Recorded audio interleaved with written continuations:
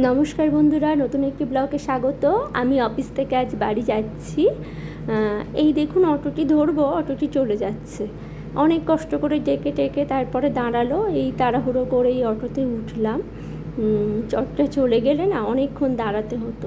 এই দেখুন বাইরে চারিপাশটা, 2-3 দিন বৃষ্টির পর কি পরিমাণে রোদ্দুর আজকে। বাড়িতে এসেছি, বিগত কদিন বৃষ্টি হয়েছে, জামা কাপড় কাচাকুচির পর অনেক কষ্টে এই রোদ্দুরে শুকিয়েছে। এখন এগুলো তো আবার আয়রন করে রাখতে হবে, যার জন্য আজকে আয়রন করতে বসেছি। অনেকটাই জমেছিল, কারণ শুকাচ্ছিল না ভালো করে। আয়রন করার পর সেগুলোকে আবার একটু ঠান্ডা হতে দিতে হবে, নাহলে দেখেছি যে ওই গরম আয়রন থাকলে না একটা গুমসো গরম মানে গন্ধ মতো একটা হয়। তো এই দেখুন, প্রায় আয়রন করা আমার শেষের পথে, এর আগেও হয়েছে। এবার রাতের খাবার নিয়ে বসে গেছি। তো আজকে আমাদের হবে মিলেট, তার জন্য সবজি কাটা হয়েছে। চলুন আজকে আপনাদের দেখাবো মিলেটটা কেমন। অনেকেই জানেন, নতুন করে দেখানোর কিছু নেই। যারা জানেন না, দেখুন ডালিয়ারই মতো অনেকটা।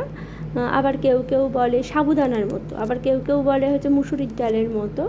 এইটুকুনি দেখে মনে হচ্ছে, কিন্তু এটাই আবার 2.5 জনের খাবার। তো এই যে ডালিয়া প্রিপেয়ার হয়ে গেছে। খেতে কিন্তু ভালোই হয়, যারা খায় আর কি, ডালিয়ার মতনই টেস্ট লাগে, একটু এদিক ওদিক হবে আর কি।